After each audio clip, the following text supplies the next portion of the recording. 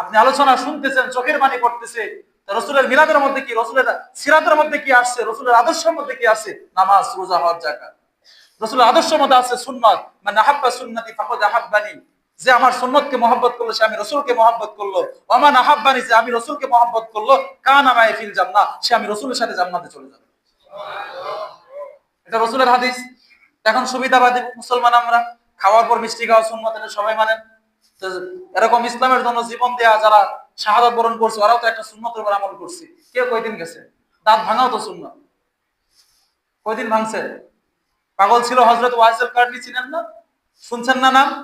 নবীর উহুদের ময়দানে দাঁত ভাঙছে হযরত ওয়াইসিল কারনী, বলে নবীর কোন দাঁত ভাঙছে আমি জানি না, এইজন্য ওয়াইসিল কারনী নবীর মহব্বতে তার মুখের 32টি দন্ত তিনি তুলে ফেলে দিয়েছিলেন। সুবহানাল্লাহ। এমনিতেই নবীর জুব্বা হাদিয়া পায় নাই, নবীর পাঞ্জাবি উমরও পায় নাই, আলীরও দেয় নাই, বলছে আমার এই পাঞ্জাবি আমার ওয়াইসিল কারনীরে দিবা, দিয়ে তোমরা তার কাছে দোয়া নিবা। সাহাবীদেরকে বলছে তার কাছে দোয়া নেওয়ার জন্য। মুসলমান আরে আশেক এমনি আশেক, এরকম আশেক করতে হবে। নামাজ পড়েন না, ফজর নামাজ পড়েন নাই, আজকে আসছেন মসজিদে। আপনি তো শয়তানকে খুশি করে মসজিদে আসছেন। কথাগুলা যখন বলি অনেকে কষ্ট নেন, ভাই কষ্ট নেন ঠিক আছে, কিন্তু যদি এখন মরে যান, কবরে যখন আগুন জ্বলবে, এই কথার কষ্টর চাই তখন ওই কষ্টটা বেশি আপনার হবে। সবাইকে বলবো আল্লাহ তাআলার কাছে দোয়া করেন, ফিরে আসেন, তওবা করেন। আশেক হতে হলে এইভাবে আশেক হন। নবীকে দেখি নাই, কিন্তু আপনি যদি নবীর প্রতি বেশি বেশি দুরূদ পড়েন, আমল আখলাককে যদি আপনি সুন্দর করেন, কসম আল্লাহর উপর বলতে পারি, আপনাকে স্বপ্ন হলো নবী আপনাকে দিদার দিয়ে দিবে। সুবহানাল্লাহ। এরকম আমল আছে। নবী তো জিন্দা নবী, নবী তো মৃত না। আমার নবী তো হায়াতুন নবী, জিন্দা নবী। নবী মরেন নাই, শুধু স্থানান্তর হয়েছে।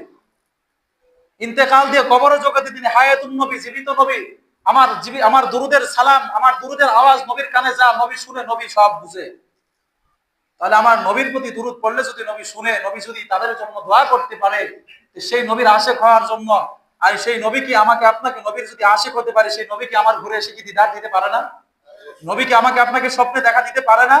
পারে, কিন্তু আমার ভিতরে এরকম আমল আখলাক এখনো তৈরি হয় নাই, বিধায় আমিও পারি না। নবী বলছে যে আমাকে স্বপ্নে দেখলো তার জন্য জাহান্নামের আগুন চিরদিনের জন্য আল্লাহ হারাম করে দিবে। সুবহানাল্লাহ। আমরা কি সবাই চাই তো নবীর আশিকে মরার জন্য? চান না?